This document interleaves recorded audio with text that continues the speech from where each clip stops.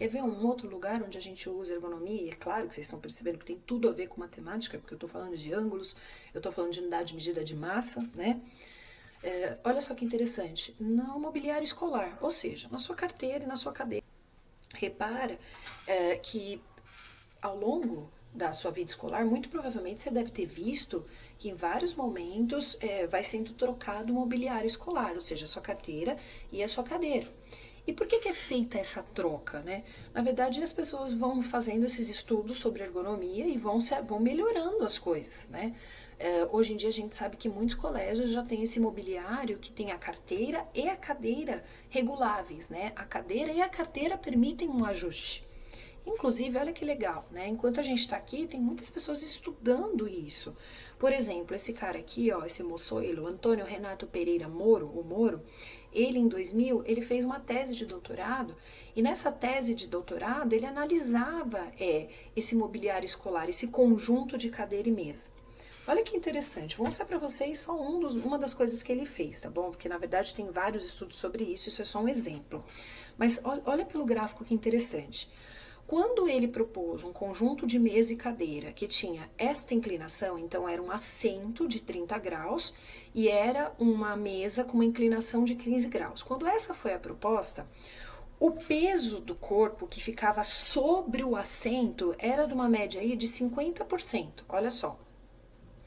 Agora, se ele mudava a inclinação da mesa e deixava só a inclinação do assento, repara que caía um pouco essa porcentagem de distribuição do peso sobre o assento, tá? Da cadeira. E olha que interessante, na posição convencional, ou seja, carteira e mesas paralelas, né? Relativamente paralelas, repara que o peso, a distribuição do peso sobre a superfície do assento, ela é muito maior, é cerca de 75%. É claro que não basta analisar só isso, né, gente? Isso foi uma análise em relação ao quanto que o assento suporta, né? Dependendo das inclinações do assento aí. Mas é claro que não adianta eu falar que o assento suporta mais, suporta menos, se não é uma posição que os médicos me aconselham a ficar. Então, por exemplo, não é um conselho médico que você fique com esse ângulo aqui no seu joelho, tá vendo? Considerando como se o joelho fosse o vértice, né? Então, repara que muitas coisas têm que ser levadas em consideração até a gente chegar nesse mobiliário escolar que vocês conhecem aí, tá bom? E olha só que interessante, vocês vão falar assim, ah não, Carol, você tá de brincadeira, ergonomia no sono também, até na hora de dormir, os caras estão pensando nisso, tem estudo que é feito e que usa matemática para quando eu vou dormir? Gente, matemática tá em absolutamente tudo, e isso é o grande lance da matemática, por isso que ela é tão fantástica. Olha que legal. Tem até uma cartilha de ergonomia, quem quiser fuçar aí na internet, dá uma fuçada aí que vocês vão achar, aqui tá a fonte. Falando do ângulo que a forma na coluna da gente em relação ao colchão que você escolhe. Então, por exemplo, se você pega um colchão muito duro, olha como é que fica a sua coluna aqui, ó. Ou se você pega um colchão muito mole, olha só como é que sua coluna fica toda torta, né? Agora, se você pega um colchão adequado, olha lá que bacana, né? Sua coluna fica da forma como ela tem que ficar para não te proporcionar dor, né? Inclusive, nós vamos ver aqui uma coisa muito interessante sobre matemática na hora de dormir. Quer ver? Olha só esse probleminha para vocês entenderem melhor o que eu tô falando. Tá escrito assim, ó. Dizem que o ideal é dormir 8 horas por dia, o que representa 1/3 do total de 24 horas. Até porque, gente, se a gente pega 24 horas e divide por 3, dá 8, 8 e 8. Repara que tá escrito aqui, ó. Podemos dizer, então, que passamos em média 1/3 da vida dormindo. Gente, vou repetir. 1/3 da vida dormindo. Talvez vocês não tenham se dado conta disso, vão se dar conta disso agora. Quer ver, ó? Nesse caso, quantos meses, em média, uma pessoa de exatamente 12 anos ficou acordada? Gente, vamos parar pra pensar? Olha só. Dormindo. Tô falando de uma pessoa de 12 anos. Então, eu tô me referindo aí a um estudante que se encontra provavelmente no sexto, sétimo ano, ok? Se tá falando que o cara fica 1/3 da vida dele dormindo, então eu vou ter que calcular quanto que é 1/3 de 12 anos. Isso é uma fração de quantidade. Ou seja, eu tô calculando 1/3 de uma quantidade que no caso são 12 anos.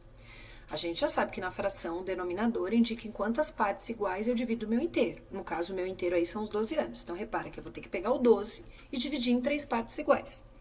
O numerador indica quantas dessas partes eu pego para mim. Então, no caso aí, eu vou ter que pegar uma dessas partes. Então, olha a conta que nós vamos fazer. Nós vamos ter que fazer 12 dividido por 3, que vai dar 4. 4 vezes 1 vai dar 4. Cara, pessoa de 12 anos, olha isso, gente. Pessoa de 12 anos, ela passou 4 anos da vida dela dormindo. Claro que isso em média, né? Claro que isso é se eu seguir a recomendação de dormir 8 horas por noite. Porque a gente sabe, né, que tem gente que dorme mais e tem gente que dorme um pouco menos, né? E por isso que eu tô falando aí que é numa média. Ou seja, a pessoa passou acordada de 12 anos, se eu tiro os 4 anos que ela tá dormindo, na verdade ela passou acordada aí 8 anos. Então, olha só, gente, uma pessoa de 12 anos passa 8 anos acordada e 4 anos dormindo, cara, com certeza ela tem que escolher um bom colchão, vocês concordam? E olha que legal, né? Inclusive, tem aqui uma reportagem da Super Interessante falando da importância de dormir. Já aconteceu com vocês de você não dormir direito, aí você acorda super mal-humorado, ou quando você dorme pouco, a gente não fica muito legal, né? Então nessa reportagem eles estão falando aqui, ó, mas a ciência tem certeza de que dormir faz bem por corpo, nos deixando mais produtivos e felizes. Então, apesar dessa pessoa que tem 12 anos ter ficado 4 anos dormindo, repara que isso é muito importante, tá bom? Agora, a gente sabe que um ano equivale a 12 meses. E por que eu tô falando isso? Perceba que nesse problema, eles estão perguntando quantos meses em média a pessoa ficou acordada. Ou seja, ele quer a resposta do que ficou acordado não em anos, e sim em meses. Então eu vou ter que transformar esse 8 anos que essa pessoa está acordada para meses. Para isso eu tenho que saber essa relação, eu tenho que saber que um ano equivale a 12 meses. Se um ano equivale a 12 meses, e 8 anos? A quanto que vai equivaler? Repara que de 1 ano para 8 anos, essa quantidade ela foi aumentada de 1 para 8 em 8 vezes. Então, proporcionalmente falando, a quantidade de meses também vai ter que ser aumentada em 8 vezes. Então, se nós fizermos 12 vezes 8, nós vamos ver que dão 96 meses acordado, que corresponderia aqui à alternativa D. Portanto, galera, comprem um bom colchão, ok? Na hora de pensar no colchão que você vai escolher, sim, tem a ver com ergonomia, pensa nisso, sim, tem tudo a ver com matemática, tá bom? E aí vocês perceberam que eu passei o tempo inteiro falando de ergonomia, mas em todos os assuntos aí que a gente falava de ângulo. Então, na verdade, é sobre isso que nós vamos falar hoje. Repara que a gente vai ter que entender, vai começar entendendo o que é ângulo. Então, vamos ver uma definição? Primeiro, eu costumo perguntar assim, ó, ângulo é uma região ou é um avião?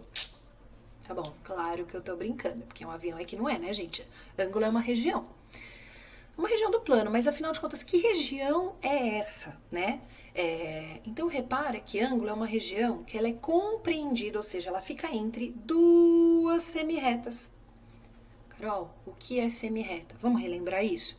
Repara que, matematicamente falando, a ideia de semirreta é uma linha reta que ela tem começo, mas não tem fim. É isso que a gente chama de semirreta, essa é a ideia matemática por trás de uma semirreta. No caso aqui eu estou representando por uma caneta, mas repara que uma caneta, ela tem começo e ela tem fim, né, gente? Mas repare, então, ó, ângulo é uma região. Então, voltando ao nosso assunto, é uma região, então é tudo isso aqui, compreendido, ou seja, que fica entre duas semirretas. Mas as semirretas, elas não podem estar assim, ó. Então, se elas estiverem assim, eu não estou formando ângulo. São duas semirretas de mesma o que, galera? São duas semirretas de mesma origem. Repara que essas semirretas aqui, na minha representação que eu estou utilizando a caneta, essa origem, na verdade, é a minha mão. Então, ó, repetindo, o que é ângulo? Ângulo é uma região compreendida entre duas semirretas de mesma origem. É isso que a gente chama de ângulo, ok? Agora que a gente já entendeu o que é ângulo, a gente vai ver quais são os elementos que compõem um ângulo, tá?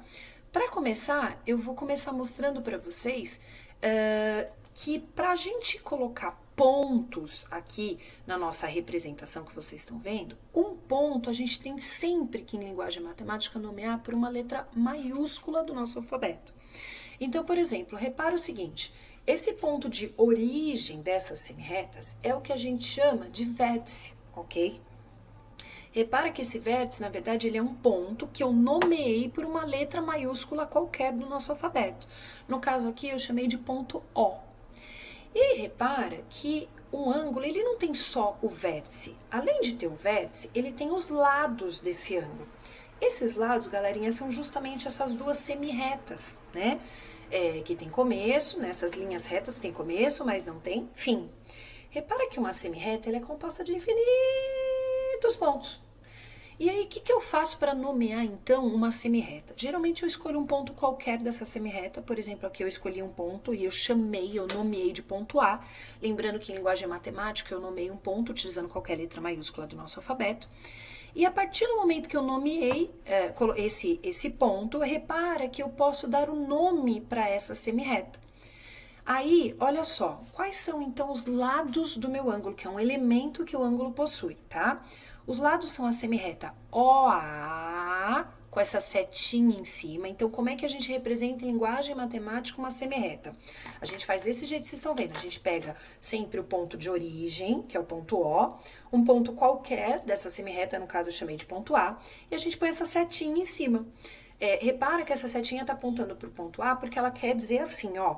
Olha, Carol, essa é uma semi-reta que tem origem no ponto O, passa pelo ponto A e vai-se embora, uma vez que eu estou falando de semi-reta, ou seja, ela tem começo, mas ela não tem fim, matematicamente falando, obviamente, tá? Então, é assim que a gente nomeia a semi-reta OA.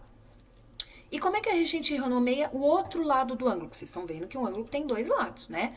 Repara que eu escolhi um outro ponto qualquer sobre essa outra semi-reta, no caso eu chamei de ponto B, e aí eu disse que a semi-reta OB com setinha, tá vendo, ó, apontando para o ponto B. Mesmo esquema, é uma semi-reta que tem origem no ponto O, passa por um ponto B e vai-se embora. Então, começamos a ver os elementos de um ângulo. Então, primeiro elemento, os lados. Segundo elemento, que eu já comentei com vocês, o vértice, tá? Que é justamente esse ponto de origem dessas duas semi-retas. E aí, como é que a gente nomeia um ângulo?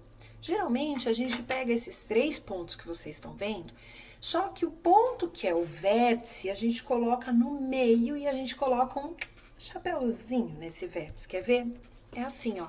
Por exemplo, para eu nomear e falar que eu queria dizer que em linguagem matemática eu estou me referindo ao ângulo, eu coloco BOA com esse chapéuzinho, entre aspas, né, um acento circunflexo, sobre o O. Lembrando que toda vez que eu for me referir ao vértice, esse vértice ele fica entre essas duas letrinhas. Assim é um jeito, tá? Existem outros, depois a gente vai comentar, mas esse é um jeito da gente nomear esse ângulo BOA, tá bom?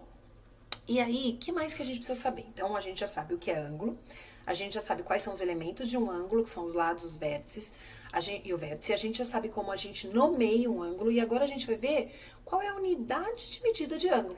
Vocês sabem qual é a unidade de medida de ângulo? Ou seja, em que se mede ângulo?